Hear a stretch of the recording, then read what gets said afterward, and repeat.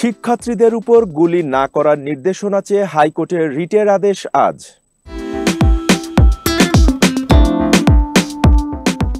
ছাত্র আন্দোলনে নিহতদের স্মরণে রাষ্ট্রীয় শোক আজ। নতুন কর্মসূচি দিয়েছে বৈষম্য বিরোধী ছাত্র আন্দোলন। ঢাকায় আজ ৬টা পর্যন্ত কারফিউ শিথিল।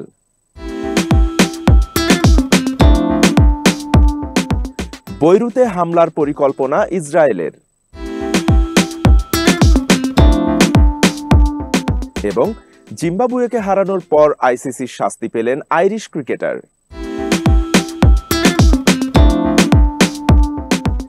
আসসালামু আলাইকুম। আজকের বিজনেস বাংলাদেশ নিউজ আপডেটে আপনাদের সবাইকে স্বাগত জানাচ্ছি। বাপ্পি খান।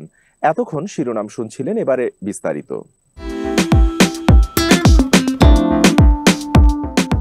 কোটা সংস্কার আন্দোলনের সময় শিক্ষার্থীদের উপর গুলি না করার নির্দেশনা চেয়ে রিট করা আবেদনের উপর আজ মঙ্গলবার আদেশের দিন ধার্য করেছেন হাইকোর্ট।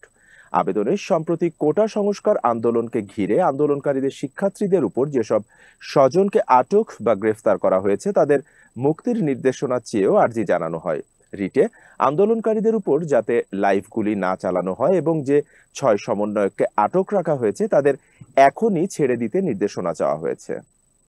কোটা সংস্কার আন্দোলনকে কেন্দ্র করে নিহতদের স্মরণে রাষ্ট্রীয় শোক ঘোষণা করেছে সরকার। গতকাল সোমবার মন্ত্রণালয়ে মন্ত্রিসভার বৈঠকে এ শোক সভার সিদ্ধান্ত নেওয়া হয়। এতে সভাপতিত্ব করেন প্রধানমন্ত্রী শেখ হাসিনা। এদিকে আজ মঙ্গলবার নতুন কর্মসূচি অনুযায়ী লাল কাপড় চোখে মুখে বেঁধে প্রতিবাদ করবে বৈষম্য বিরোধী ছাত্র আন্দোলন। পাশাপাশি তারা অনলাইনেও প্রচারণা চালাবে।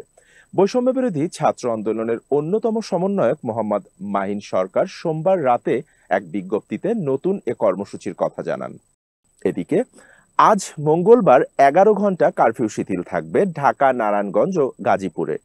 এদিন সকাল ৭টা থেকে বিকাল ৬টা পর্যন্ত শিথিল থাকবে কারফিউ। এরপর বিকাল ৬টা থেকে সকাল ৭টা পর্যন্ত কারফিউ চলমান থাকবে।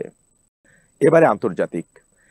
ইসরায়েলের অধিকৃত সিরিয়ার ভূখণ্ড গোলান মালভূমিতে হিজবুল্লাহর হামলার প্রতিবাদে লেবাননের রাজধানী বৈরুতে হামলার পরিকল্পনা করেছিল তেল আবিব। তবে যুক্তরাষ্ট্র ইসরায়েলের সেই পরিকল্পনার কড়াভাবে বাদ সেধেছে। বিষয়টির সঙ্গে পরিচিত ৫টি সূত্র বার্তা সংস্থা রয়টার্সকে এ তথ্য জানিয়েছে। গত সপ্তাহের শেষ দিকে গোলান মালভূমিতে লেবাননের সশস্ত্র গোষ্ঠী হিজবুল্লাহর ভয়াবহ হামলা চালায়। এতে অন্তত ১২ জন ইসরায়েলের তরুণ নিহত হয়। এই হামলার প্রতিবাদে ইসরায়েলের বৈরুতে হামলা চালানোর পরিকল্পনা করেছে। তবে যুক্তরাষ্ট্র চায় না ইসরায়েলের বৈরুতে হামলার মধ্য দিয়ে মধ্যপ্রাচ্যে একটি পূর্ণাঙ্গ যুদ্ধ শুরু হয়ে যাক। জানাবো খেলার খবর। জিম্বাবুয়ের বিপক্ষে ঐতিহাসিক টেস্ট আয়ারল্যান্ড পরশু জিতেছে বেলফাস্টে।